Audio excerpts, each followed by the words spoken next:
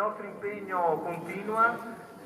dal punto di vista culturale. Manuela, sono tantissimi anni che porta avanti questo progetto, l'ha fatto già proprio all'inizio, quando nel 2000 abbiamo acquisito la Villa Pisani e non era restaurata come la vedete oggi. Il nostro lavoro è proseguito rendendo vivibile la Barchessa, che adesso è una struttura dove c'è un piccolo ristorante, un piccolo hotel di charme di 15 camere e tutta una zona eventi, e tra l'altro ci siamo anche impegnati come Villa Pisani nel costituire, assieme agli altri proprietari delle ville del Palladio e anche altre entità importanti, una rete di imprese che si chiama Itinerari Palladiani, Palladian Route, che tra l'altro ha ricevuto proprio in questi giorni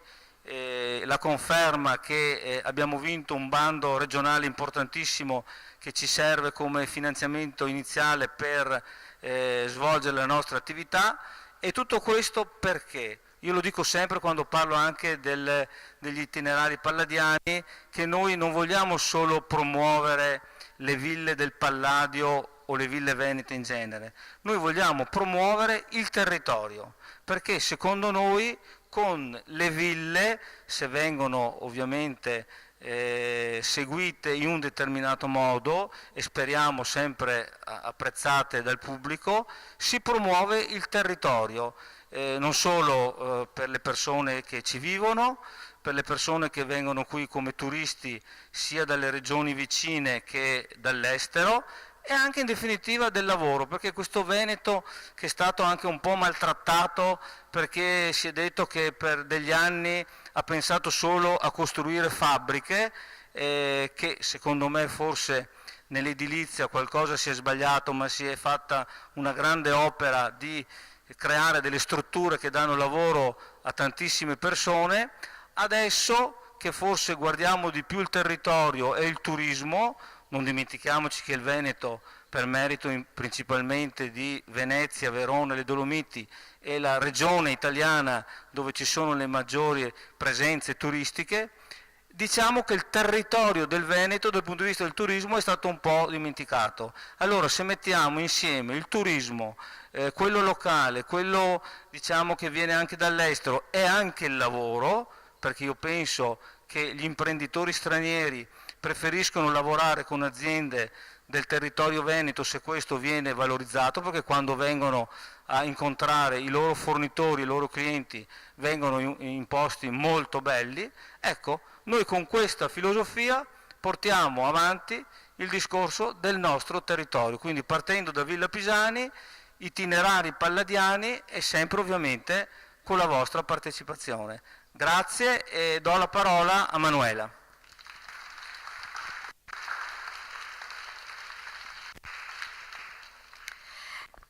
Allora siamo ancora qui per parlare di arte. Faccio una piccola precisazione riguardo a quello che ha detto Carlo nell'entusiasmo. Questa sera, la mostra di questa sera fa parte di uno specifico progetto. Noi dall'inizio, fin dal primo anno, abbiamo presentato l'arte contemporanea con il nostro impegno di farla conoscere, però questa mostra fa parte di un ulteriore progetto che si è venuto concretizzando, prima annuale poi biennale, come ormai sapete i nostri amici sempre presenti, con il coordinamento dell'amico Luca Massimo Barbero, che ringrazio di essere come sempre qui con noi fra i suoi 1000 impegni, con la curatela di Francesca Pola, il nostro aiuto, la nostra spalla immancabile, con l'aiuto concreto degli amici della Galleria Invernizzi di Milano, e quest'anno con mia grande soddisfazione, senza nessuna, diciamo, nessuna nota di femminismo, senza forse significato, soprattutto nel campo dell'arte, con 2 artiste donne. Abbiamo ospiti quest'anno Leslie Foxcroft, che viene da Londra con una lunga storia con una lunga storia di arte di altissimo livello e soprattutto, scusate se metto un po' l'accento su di lei perché la persona è troppo cara per noi e per la nostra arte, con Grazia Varisco, qui presente.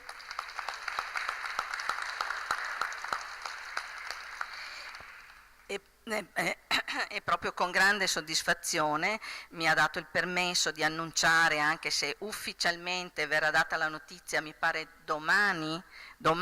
mentre la premiazione avverrà nel mese di novembre, se non ricordo male, è appena stata insignita di un prestigiosissimo premio italiano, il premio dell'Accademia dei Lincei, il premio Feltrinelli per le arti visive, assieme ad un altro artista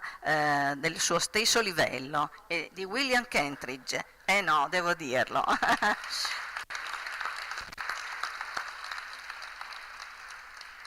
Quindi siamo particolarmente fieri, come sempre, come in tutte le passate edizioni, degli artisti e soprattutto delle persone che ospitiamo. Da parte mia non c'è altro da dire se non che passo la parola a Francesca per potervi raccontare qualcosa specificatamente delle nostre artiste.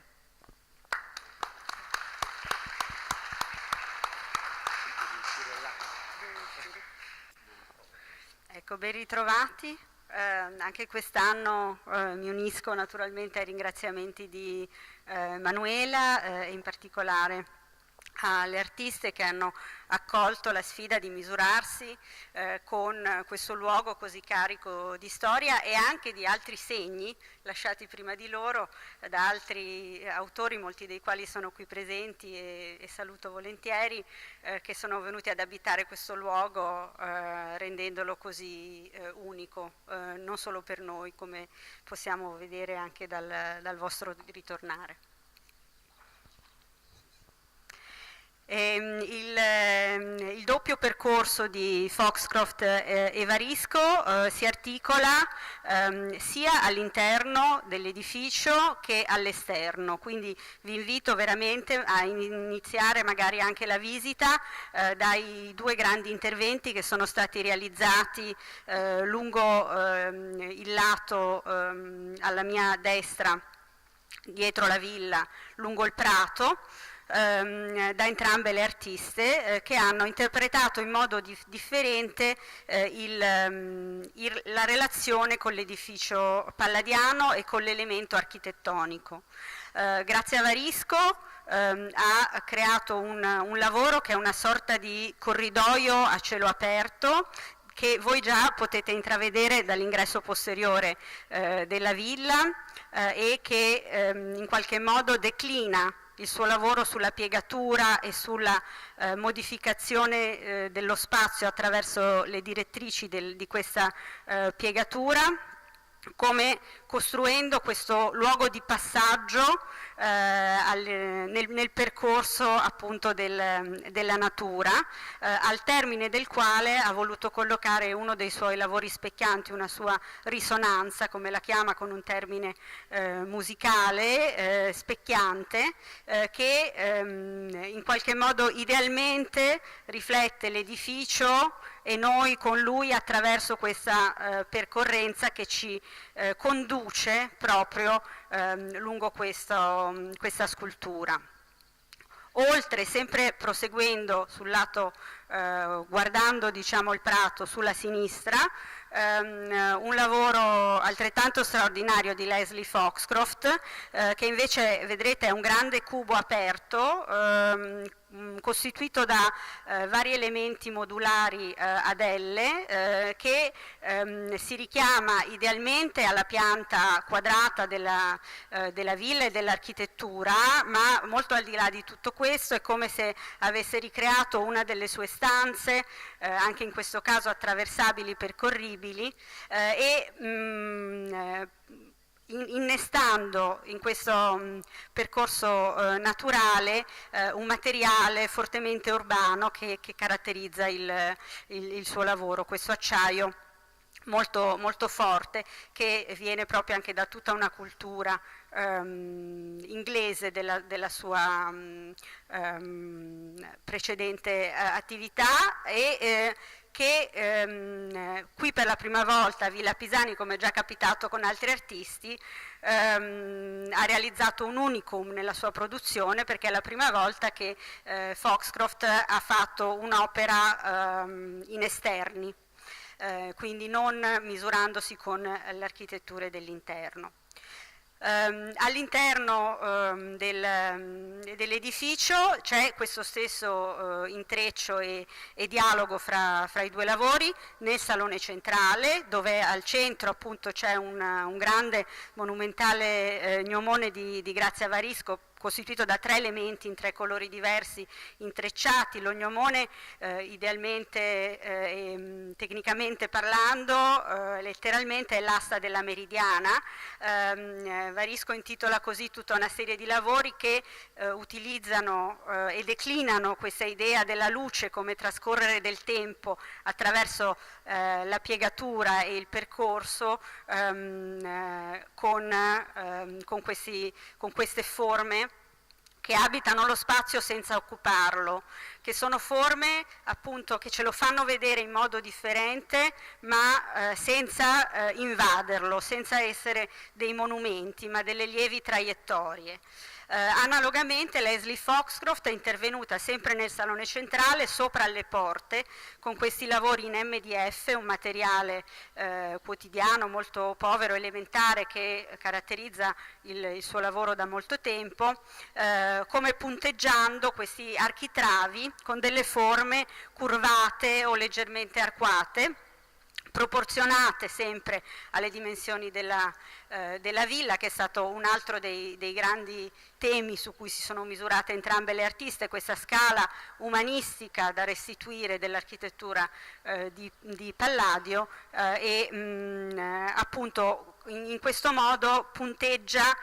i luoghi del transito che sono una costante proprio degli interventi di quest'anno. Un luogo di transito è anche la scala dell'ingresso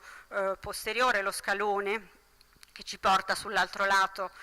della villa, ai lati del quale Grazia Varisco ha collocato questo magnifico doppio lavoro specchiante che riflette e neutralizza in qualche modo la monumentalità di questo scalone quasi fuori misura rispetto alla proporzionalità della sua funzione originaria e diciamo lo neutralizza attraverso il riflesso del cielo e a seconda di dove da dove lo guarderete anche in parte dell'edificio, ci siamo accorti allestendolo. La mostra prosegue poi nelle 2 cantine. Alla mia sinistra la cantina dedicata a Grazia Varisco, dove troverete un altro percorso di gnomoni che vi guidano attraverso queste piegature e riflessi luminosi all'interno degli spazi, e una meridiana che è l'opera storica originaria da cui prende origine tutto questo ciclo di Varisco che abbiamo voluto inserire proprio come richiamo, e culmina alla fine in una parete di quadri specchianti che sono questi lavori che declinano un'idea di geometria dell'orizzonte ma attraverso uno spazio che nega la riflessione del riguardante, quindi sempre un lavoro che nonostante lavori sulla geometria e sulle coordinate dello spazio lo fa in modo non scontato, lo fa in modo inconsueto e sempre sorprendente, con questa anche interferenza della superficie non liscia. Sull'altro lato le opere di Leslie Foxcroft sono una selezione che lei stessa ha voluto in parte realizzare per la mostra, ma in parte anche riproporre per dare un'idea del suo percorso dall'anno della sua prima mostra in Italia, che è il 1997, e quindi ha riallestito, rideclinato questi lavori che sono appunto fatti di questi materiali molto elementari, questo MDF molto flessibile, oppure della gomma o delle combinazioni di altri materiali, e che per lei vogliono essere questo elemento di modificazione, ancora una volta elementare, dello spazio nelle sue traiettorie più che nei suoi volumi. E in questo senso per lei è molto importante anche la scelta di questi materiali, che sono materiali comunque che pertengono a una cultura urbana, in questo contesto storico e naturale, che in qualche modo trovano però una naturalezza di collocazione a conferma proprio della non distinguibilità tra arte e natura, arte e vita, che poi è stato un po' anche sempre il cardine poetico del nostro progetto. Grazie, ma credo di aver terminato. Vi invito e vi ricordo assolutamente di andare a vedere le sculture, appunto, che sono un po' più separate dall'edificio rispetto al solito, ma che devono essere, proprio per essere comprese, attraversate e percorse. Grazie.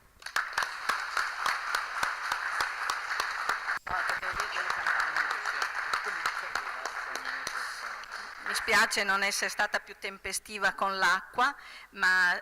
stavamo aspettando, e ti avviso che stanno per suonare le campane, che di solito erano una prerogativa di Francesca. Ogni volta che parlava, si vede siamo un po' in anticipo, in ritardo, questa volta tocca a te, tra poco. Eccole, perché allora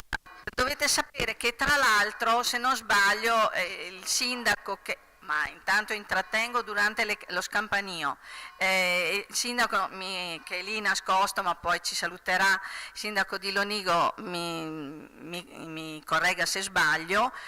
stanno anche usando la chiesa per la scuola dei campanari, se non sbaglio. Ecco, questa sera sta andando molto bene, perché a volte suona per un quarto d'ora.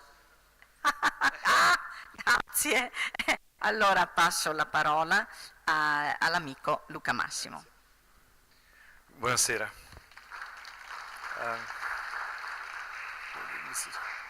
Devo dire che si attraversa una soglia e non vorrei sembrare come quelle statue dei Re Magi che escono durante lo scampanellio delle campane, per cui volevo solo farvi un saluto. Carlo prima sottolineava un aspetto interessante, questa cosa del territorio. Mi sentite? Sì. Ultimamente si fa un gran parlare di bellezza e la cosa mi preoccupa enormemente, perché come abbiamo già detto si pensa che la bellezza sia semplicemente un maquillage di quello che esiste, insomma. E si dimentica spesso la necessità della bellezza, o meglio come si costruisce. La necessità, il pensiero, l'impegno. Vi dico sempre, non prendetemi per un gesuita, insomma, ma l'idea proprio di pensare quanto tempo impiega la bellezza a anche essere soltanto riconosciuta tale. Quando entro qui, e mi è piaciuta questa idea, Francesca prima parlava di ripiegare, di gnomoni, di tempo, di luce, di materiali nelle parti di passaggio. Quando entro qui capisco essenzialmente il rispetto che si deve al passo, e quando entro, lo dico ai proprietari di casa, lo faccio con un grande piacere ma con un grande rispetto, perché c'è un passo fondamentale, che è il passo forse che ti guida passo per passo a incontrare i problemi della bellezza, non la bellezza quella che intendiamo come il problema patinato della bellezza, insomma l'estetica, scusate la battuta che faccio sempre, insomma l'estetica dell'estetista, insomma, che è pericolosissima. Prima, entrando e poi guardando Manuela e chiedendole conferma, mi sono chiesto, prima lo gnomone funzionava particolarmente bene, c'è la luce, insomma, per cui in un qualche modo ci sta parlando, mi chiedevo quanti anni sono passati, e sono tipo 11. Sono 11 anni che cerco di superare il timore di questa soglia e mettermi un po' più avanti per vedere questo pubblico e per potergli parlare. E quindi devo dire che quello che vediamo qui questa sera è paradossalmente proprio quello, in questa occasione, di cui parlava Francesca, il senso del tempo. della soglia, del passaggio, di tutto ciò che comporta questo percorso durissimo in cui credo, c'è un'amica cara che vedo ora, insomma, in prima fila, insomma, in cui credo e per cui molti di noi lavorano, che non è necessariamente il concetto di bellezza, ma è quello che il tempo impegna la bellezza, e questo per me è un fatto molto importante. Quindi delle piccoli segni, Francesca prima utilizzava il termine punteggiare, è un termine che amo molto, l'idea di punteggiare lo spazio, di lavorare sull'architettura. Prima vi guardavo curiosamente perché voi siete the audience questa sera, voi siete seduti davanti a questa, tra l'altro in questo prato straordinario, davanti a questa architettura incredibile. Io guardavo questo arco parlante, insomma, che passa da una superficie liscia a una bugnata, e guardavo il cielo e poi vedevo voi. La bellezza non è semplicemente qualcosa che ci incanta, sono preoccupato perché, dicevamo prima, insomma, il solstizio non è semplicemente mettersi lì a guardare qualche cosa che tramonta, insomma. È proprio l'idea di sapere anche il valore del tempo, di tutte le cose che continuano ad accadere. Per cui questa mostra in modo particolare ripiega il tempo e lo spazio su di sé, all'interno di un'architettura o all'interno di un prato, fra virgolette, che tutti noi ci sforziamo di capire o di pensare come sarebbe stato al di là di ogni problema della filologia. E lo fa in modo molto puntuale, lo fa in modo molto duro, lo fa in modo molto senziente, lo fa nel modo che mi sembra piaccia a chi abita e ha lavorato per far accadere queste cose qui, insomma, in un modo, ecco, non amo il termine rigoroso, il rigoroso sa di rigido, non bisogna mai, come dire, confondere, come dire, la rigidità con la coerenza, ma in modo assolutamente sensato, proprio che raggiunge attraverso un pensiero ciò che possiamo oggi definire bellezza. Per cui l'idea è che questa casa è stata non sovrascritta, ma punteggiata, e adesso vive una dimensione straordinariamente nuova, straordinariamente bella, dove paradossalmente a ogni sguardo abbiamo un'incidenza. C'è sempre un'opera, mi giravo, c'era Tremlet, abbiamo alle spalle un segno di Morellet, stiamo, e voi vedrete spesso, e probabilmente state vedendo altre cose. Per cui in realtà il saluto era a tutti quelli che in questi anni hanno pensato, lavorato e costruito questo nuovo spazio, e soprattutto all'idea che forse, parlo per gli architetti filologi, insomma, che forse in un qualche modo la contemporaneità avrebbe espresso forse anche questo attraverso un nuovo tipo di palladianesimo, che non è appunto quello che dicevi tu, non è solo il palladio, ma è l'idea di lavorare attraverso un pensiero. Piccolo riferimento autobiografico, ovviamente uno storico dell'arte non può non parlare di sé, perché altrimenti non sembra abbastanza televisivo, educato, insomma. Stavo pensando che i nostri incontri rispetto a quest'idea di punteggiatura e di lavoro nascono in un progetto, e mi ha fatto molto piacere sentire il tuo discorso, la tua presentazione, dove si pensava e si pensa ancora in un qualche modo che la contemporaneità non escluda il passato, e soprattutto che il passato non escluda la contemporaneità, perché sono i due punti di incontro per far sì che accada un'unica cosa. L'abbiamo chiamata curiosità, l'abbiamo chiamata mobilità, l'abbiamo chiamato turismo, l'abbiamo chiamato visite, l'abbiamo chiamati ospiti, insomma, cioè che ci sia vitalità, che le cose non vengano, per essere salvate, mummificate. Questo non è mai accaduto in nessun territorio, in nessuna epoca. Lo è sempre stato, è sempre convissuto, e i tempi sono sempre stati insieme, contemporaneamente. E questo è un aspetto fondamentale. Magari catapultando un edificio come questo in mezzo a una campagna assolutamente, come dire, no, marziana, insomma. Magari, pensavo l'altro giorno, allo shock culturale e fisico che devono aver provato i veneziani con delle scale di dimensione piccolissima per quanto sul Canal Grande, a quando qualcuno gli ha catapultato la Chiesa della Salute, che ancora oggi è un oggetto assolutamente contundente, magari osando qualche cosa di più verso la contemporaneità, che non è contraria a ciò che ci hanno regalato i nostri padri, dove spesso, come dire, noi passiamo a fianco pensando che ci regalino qualcosa senza impegno, come se raccogliessimo dalle nostre pietre della cultura, cosa che non accade, vi confesso, perché non accade così. La bellezza allora è quella, pensare e riconoscere passo per passo tutto l'impegno che le persone mettono per costruire un gradum, come si diceva un tempo, che porti il passato verso la contemporaneità in modo assolutamente bello, in questo senso in modo utile, come diceva uno strano teologo tedesco ucciso molto giovane da Hitler, insomma, l'idea di essere sulla terra per una missione che non sia solo teoretica. E questo è un punto molto, molto importante. Mi spingo leggermente più in qua perché nel salutarvi e nel chiedervi davvero di guardare come questa mostra cambia lo spazio e il tempo e come tutte le altre opere coabitano, non vi chiedo un applauso per me, ma vi chiedo un applauso per i padroni di casa perché non hanno avuto paura del tempo e non hanno paura della bellezza. Grazie signori.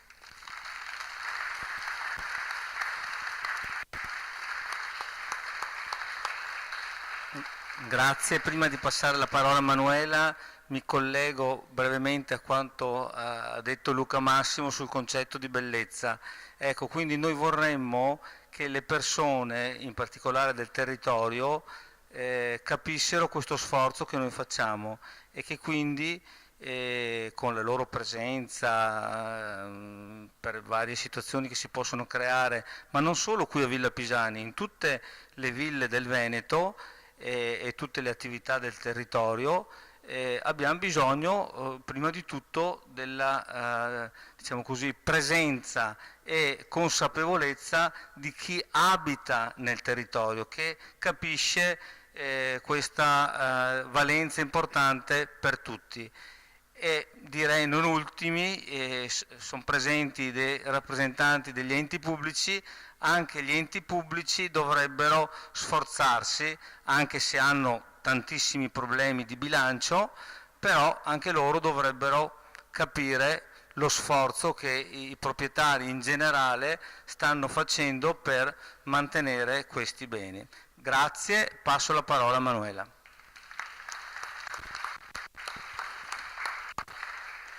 Allora, solo un saluto finale, prego, grazie, un attimo, se tutti vi riescono a vedere, avrei piacere che vi faceste vedere da tutti, perché qualcuno, voi siete defilate. No, io... You want to speak in English? Thank you very much all for coming, and I hope you enjoy the exhibition. In italiano è la stessissima cosa, ma l'avete capito. Io volevo solo sottolineare il fatto che oggi, ripercorrendo tutte queste sale, questi spazi, mi sono resa conto che il fatto che ogni artista abbia lasciato un segno e che questi segni si accumulino qui dentro e agitino la mente di quelli che percorrono questi spazi e rivivono questa esperienza è una cosa che commuove non solo me, penso. Allora, grazie a tutti e il sindaco vuole ringraziare alla esterna, ma lo ringraziamo per il suo entusiasmo, perché avere vicino, magari bloccato dalle pastoie burocratiche o dalle difficoltà finanziarie, perché adesso che sono un po' più dentro so cosa, ho visto un pezzettino di cosa vuol dire poter gestire magari e voler gestire dei mezzi che non si possono a volte usare, però lo ringraziamo del suo entusiasmo che serve sempre per aiutarci a fare qualche cosa. Ringrazio Luca Massimo di come ha sottolineato il discorso che noi vogliamo che questa sia una casa viva, perché il termine Ville Venete è storico, è bello, è giustissimo, è esatto, però se si vuole che uno spazio sia vivo deve essere una casa, quindi la nostra è una casa aperta. Ringrazio Francesca per tutte le sue precise e puntualissime spiegazioni, vi invito di nuovo assieme a loro a frequentare, a visitare e a stare in mezzo alle sculture e alle opere che trovate e rimanere un pochino con noi per salutarci meglio e di persona. Grazie.